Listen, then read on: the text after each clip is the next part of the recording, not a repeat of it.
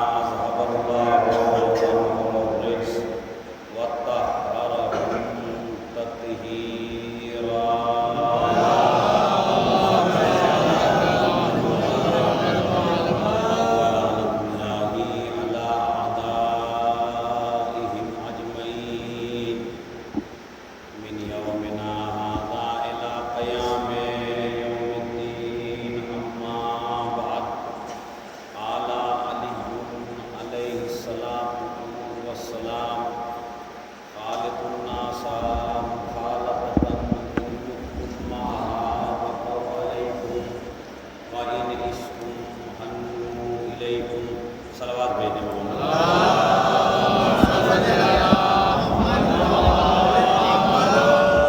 ایک مرتبہ سورہ حمد اور 3 مرتبہ سورہ اللہ کی تلاوت فرما کر عالی جناب مولانا سرکار مفتی صاحب کو ساتھ فرمائیں.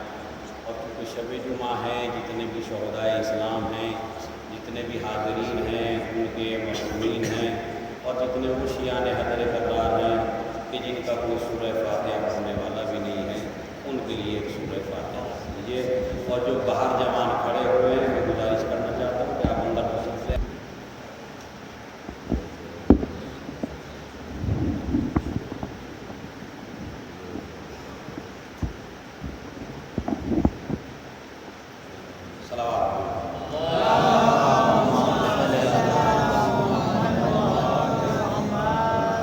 سب سے پہلے تو میں نے آپ کو انتظار کرایا، اس کی میں معذرت چاہتا ہوں.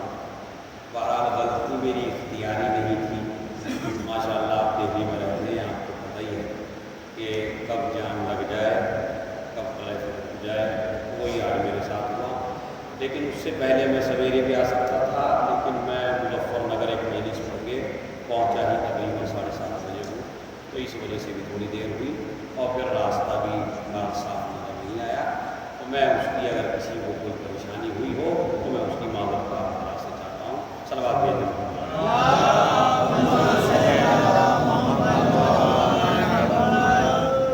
ایک ذاکر، ایک عالم دین، اور جتنے بھی شہدائے اسلام ہیں ان کے ایصال ثواب کے لیے یہ مجلس ہے. میں نے آپ حضرات کی خدمت میں حضرت امیر المومنین علی ابن ابی طالب کا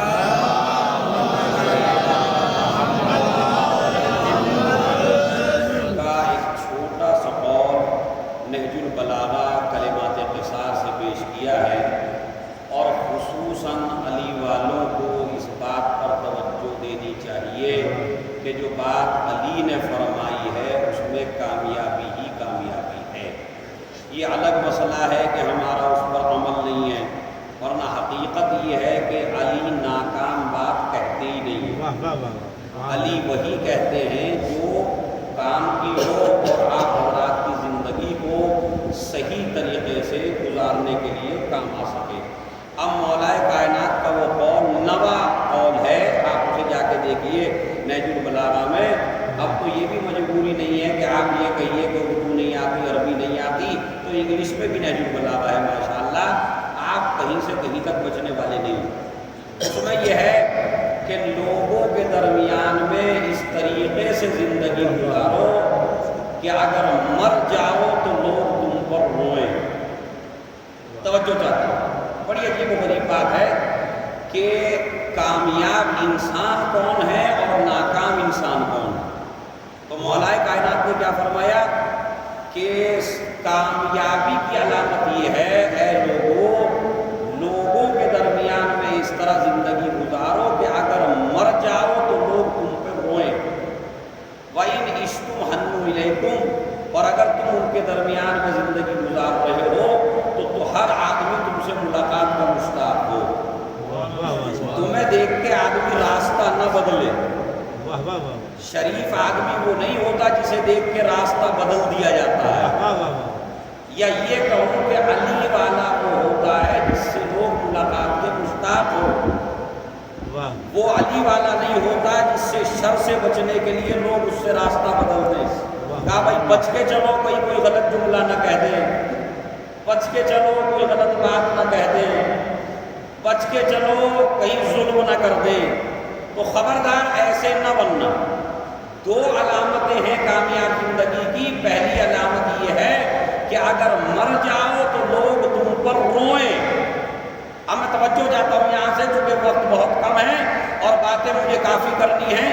مولا کائنات نے کیا فرمایا؟ کامیاب انسان وہ ہے کہ اگر مر جائے تو لوگ اس پر روئیں. اس کا مطلب یہ ہے اگر کسی کے مرنے کے بعد کسی پر رویا جا رہا ہے تو یہ رونا نہیں ہے بلکہ اس کی کامیابی کا اعلان ہے. سبحان اللہ. یہ گریہ نہیں ہے. اور یہ گریہ دو پیغام دیتا ہے آپ کو. فرض کیجئے ایک انسان مر گیا, ایک انسان مر گیا اور اب جو مرا آپ نے آنسو بہانے شروع کیے, تو یہ آنسو دو پیغام دے رہا ہے آپ کو. پہلا پیغام یہ ہے کہ جو مرا ہے وہ شریف آدمی ہے, اور دوسرا پیغام یہ ہے کہ میں حیوان نہیں ہوں, انسان ہوں. اس لیے کہ اگر کسی کے سینے میں دل ہے تو وہ روتا ہے. ہر آدمی نہیں روتا, پتھر کے آنسو نہیں نکلتے. مگر عزیزو یاد رکھیے علی نے کیا فرمایا اور میرے مولا نے کیا فرمایا اور آپ کے مولا نے کیا فرمایا کہ کامیاب انسان وہ ہے جس کے مرنے کے بعد اس پر گریہ کیا جائے. تو کردار ایسا رکھنا, اخلاق ایسا رکھنا, سیرت ایسی رکھنا کہ لوگ تم پہ روئیں, تمہیں گالیاں نہ دیں, تمہیں برا نہ کہیں. تو پہلی علامت کیا ہے؟ کامیاب انسان کی پہلی علامت یہ ہے اگر مر جائے تو لوگ اس پر روئیں. اچھا روتا کب ہے آدمی؟ آدمی کو نہیں روتا, اپنے احسان کو روتا ہے. ارے مر گیا میرے بڑا کام آتا تھا, ارے مر گیا فلاں کام میرا کر دیا تھا, ارے بیچارہ مر گیا ہم بھوکے تھے اس نے ہمیں آ کے کھلایا تھا, ارے مر گیا بیچارہ بڑا شریف آدمی تھا ہم بڑے پریشان پھر رہے تھے دہلی میں, کسی نے مدد نہیں کی لیکن اس نے کی تھی. تو اس کا مطلب یہ ہے کہ آدمی کو نہیں روتا, آدمی روتا ہے اپنے احسان کو. آدمی روتا ہے جو اس کے ساتھ اچھا ہوا اس بات کے اوپر. اب میں یہاں سے توجہ چاہتا ہوں چونکہ تمہید کی منزلیں ختم ہو گئی ہیں. آدمی روتا ہے جب مرنے والے کا اخلاق یاد آتا ہے, سیرت یاد آتی ہے, کیریکٹر یاد آتا ہے, احسان یاد آتا ہے, تب آدمی روتا ہے, ورنہ ظالم پہ کوئی نہیں روتا. آج تک آپ نے یزید پہ کسی کو روتے ہوئے نہیں دیکھا. جو بھی رویا حسین ابن علی پہ رویا, اس ظالم پہ کوئی نہیں روتا. ہر آدمی روتا ہے مظلوم کے اوپر, ہر آدمی روتا ہے محسن کے اوپر. اب یہاں سے جملہ سماعت فرمائیں اور میرے مولا کی تشریح سنیے. کیا فرمایا؟ اگر مر جاؤ تو لوگ روئیں, تو آپ پہ روئیں گے کون؟ آپ پر وہی روئیں گے کہ جن پہ آپ نے احسان کیا ہے. ہر کوئی رونے والا نہیں ہے. تو اگر کوئی آدمی ایسا ہو جس میں پورا گھر رو رہا ہو تو اس کا مطلب یہ ہے یہ گھر کا محسن تھا. اگر کوئی آدمی مرنے والا ایسا ہو جس میں پورا گاؤں رو رہا ہو تو اس کا مطلب یہ ہے یہ گاؤں کا محسن تھا. اگر کوئی آدمی ایسا ہو جس میں پورا ضلع رو رہا ہو تو اس کا مطلب یہ ہے کہ یہ ضلع کا محسن تھا. اگر کوئی آدمی ایسا ہو جس میں پورا ملک رو رہا ہو تو اس کا مطلب یہ ہے کہ یہ پورے ملک کا محسن تھا. اور اگر کوئی ایسا ہو جس پہ یہ ملک بھی رو رہا ہو, وہ ملک بھی رو رہا ہو, ادھر کا ملک بھی رو رہا ہو, تو اس کا مطلب یہ ہے کہ یہ سارے ملکوں کا محسن تھا. لیکن اگر کوئی ایسا ہو جس پہ زمین بھی روئے, آسمان بھی روئے, پتھر بھی روئے, تو سمجھ لیجئے یہ زمین کا محسن نہیں ہے, یہ آسمان کا بھی محسن ہے. زمین کا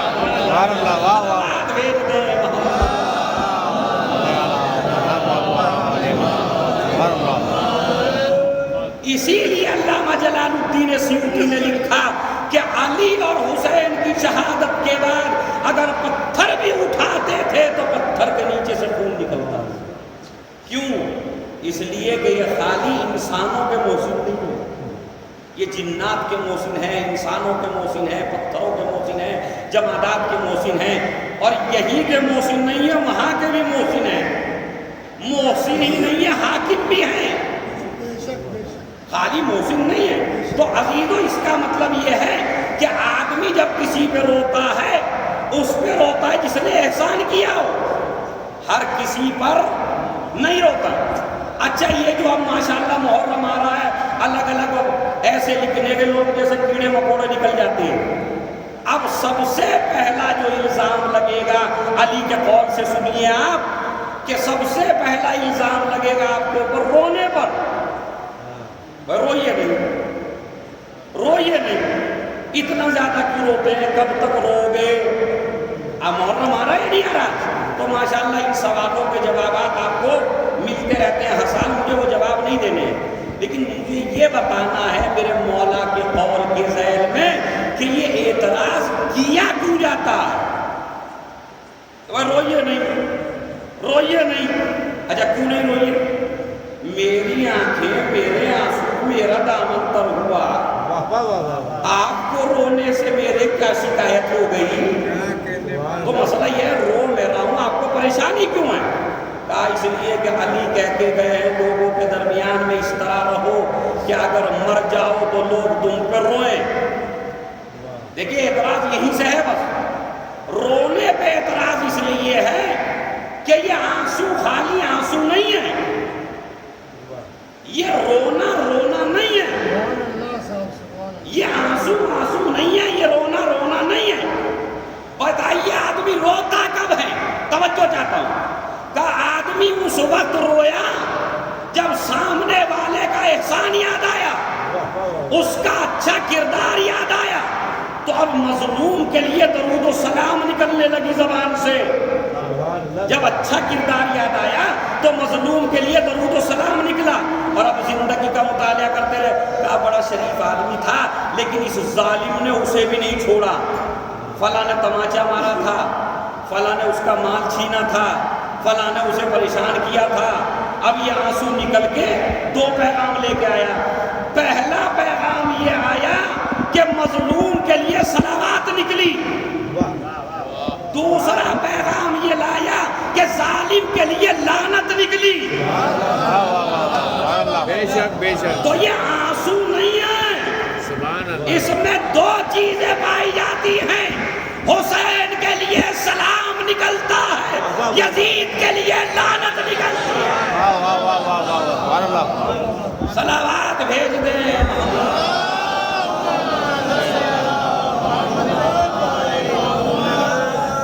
ایک اور صلوات پڑھیے بابا.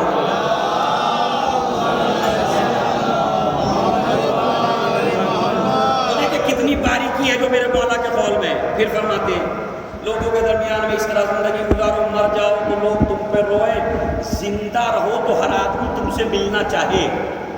ارے وہ محسن نظر نہیں آیا، 4-5 دن ہو گئے.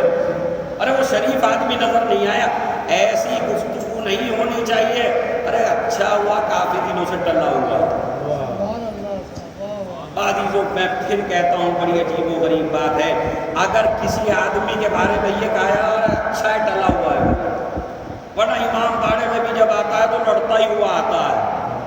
تو یاد رکھیے یہ کسی بھی برادری کا ہو سکتا ہے، علی کی برادری کا نہیں. سبحان اللہ. اس لیے کہ علی کو ایسے پاگلوں کی ضرورت نہیں ہے، علی کو ضرورت ہے سلمان جیسا عاقل ہونا چاہیے، عبداللہ جیسا بااخلاق ہونا چاہیے. ہمیں ایسوں کی ضرورت نہیں ہے جس کے شر سے لوگ بچتے بھی. تو علی کی زندگی میں یہ دونوں چیزیں آپ تلاش کیجئے. اور اب میں آتا ہوں چونکہ آج شب جمعہ ہے. یہ کامیاب زندگی بتائی ایک علی نے، اور دوسرا علی صحیفہ سجادیہ. اچھا ایک ماشاءاللہ آج جوان بیٹھے میرے سامنے زیادہ. یہ صحیفہ سجادیہ کیا ہے بھائی؟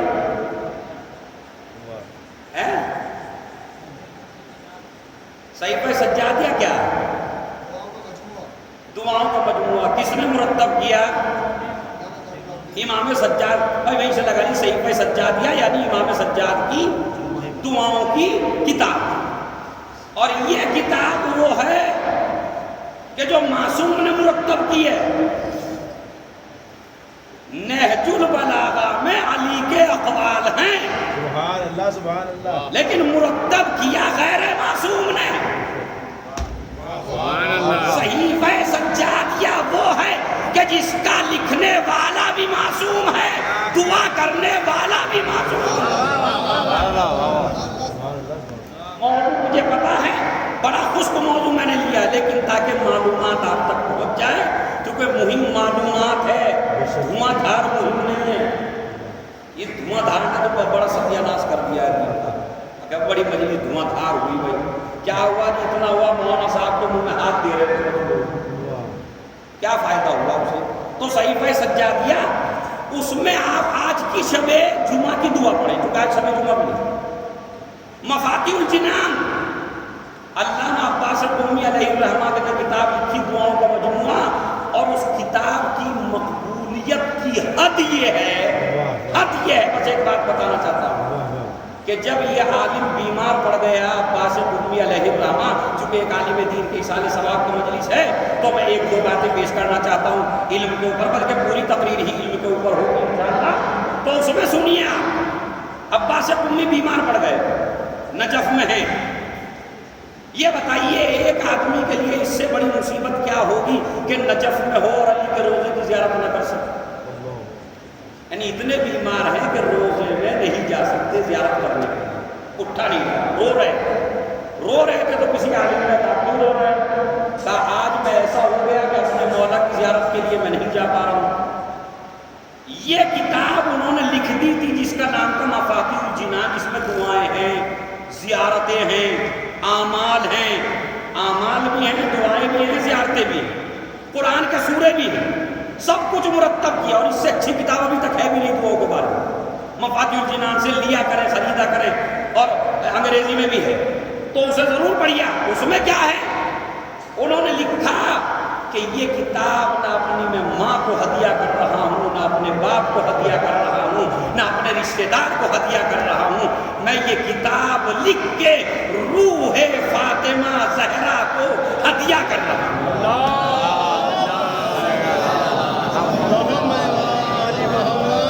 اب آپ یہ بتائیے, جب شخصیت ہی ایسی ہو کہ جس کی طرف کتاب منسوب کرتی ہو, تو پھر اس کا وزن کتنا ہوگا, اس کی اہمیت کتنی ہوگی.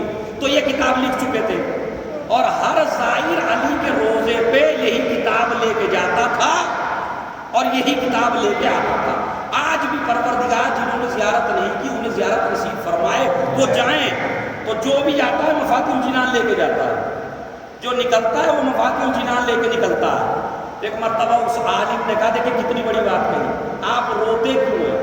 کہا میں اس لیے روتا ہوں کہ اپنے مولا کی زیارت نہیں کر پا رہا ہوں. کہا آپ سے زیادہ تو کوئی بھی زیارت نہیں کر رہا ہے. واہ واہ واہ واہ, سبحان اللہ سبحان اللہ. دقت دیکھیے گہرائی, آپ سے زیادہ تو کوئی بھی زیارت نہیں کر رہا. یہ کیسے؟ میں تو گھر پہ بیٹھا ہوں. کہا نہیں, میں تو نظر دقیق سے یہ دیکھ رہا ہوں کہ آپ ہر زائر کے ساتھ جاتے ہیں, ہر زائر کے ساتھ. واہ واہ واہ سبحان اللہ. چونکہ آپ کی کتاب لے کے جاتا ہے اور آپ کی کتاب لے کے آتا ہے, تو اس کا مطلب ہے آپ ہی جا رہے ہیں. اتنا بڑا عالم عباس قمی, انہوں نے شب جمعہ میں لکھا, جو شب جمعہ کی دعا کس کی دعا؟ امام سجاد علیہ السلام کی دعا. یہ بھی سن لیجئے کہ دعاؤں کی ضرورت کیوں پڑی. جوان ہیں ماشاءاللہ, یہ علم لے کے جائیے آپ آج اس تقریر سے کہ کیا ضرورت پڑی کہ دعاؤں کا مجموعہ بنائیں. کیا علی کی طرح تقریر نہیں کر سکتے؟ مگر عزیزو وجہ یہ تھی کہ امام سجاد کو اجازت ہی نہیں ہے منبر پہ آنے کی. اس لیے کہ اگر کربلا کے بعد امام سجاد منبر پہ آ جائیں تو امام سجاد کو قتل کر دیا جائے. راستے میں امام سجاد کو خطبوں کی اجازت نہیں. آپ کو جناب زینب کے خطبے ملیں گے, مگر امام سجاد کا بس ایک ہی خطبہ ہے, ایک راستے میں اور ایک دربار میں.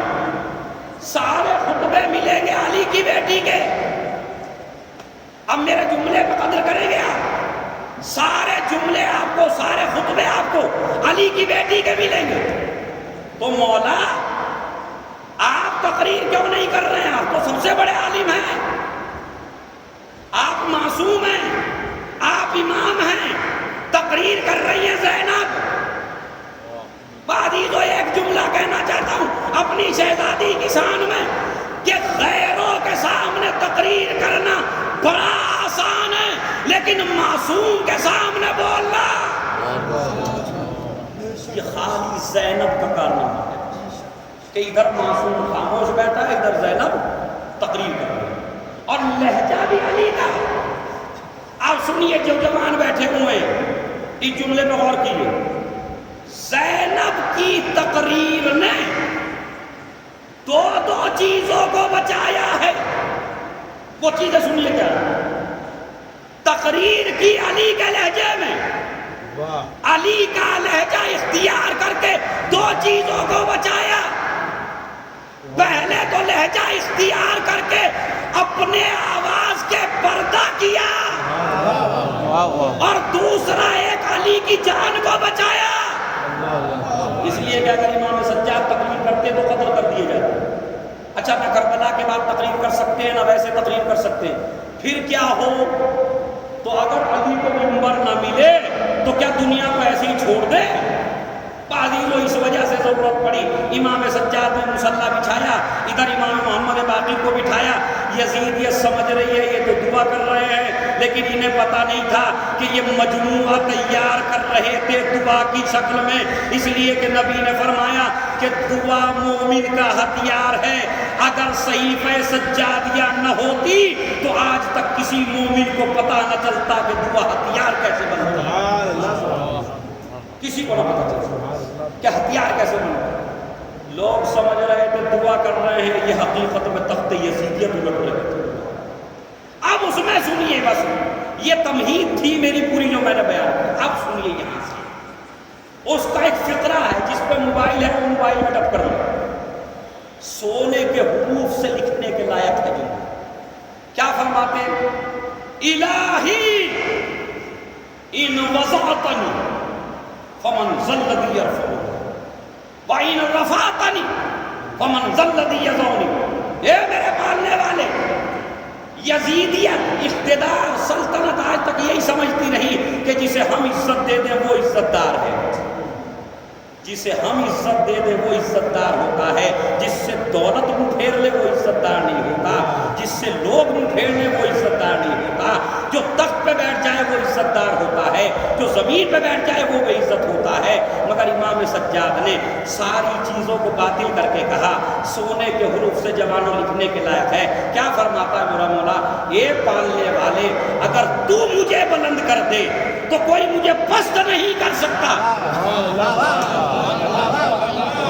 نہیں میرے جملے کی آپ نے قدر نہیں کی، غور کیجئے اس میں کیا فرماتے ہیں؟ پالنے والے، اگر تو مجھے پست کر دے تو کوئی بلند نہیں کر سکتا، اور اگر تو بلند کر دے تو کوئی مجھے پست نہیں کر سکتا۔ یزید تخت پہ بیٹھ کے بھی ذلیل ہے، میں فرش پہ بیٹھ کے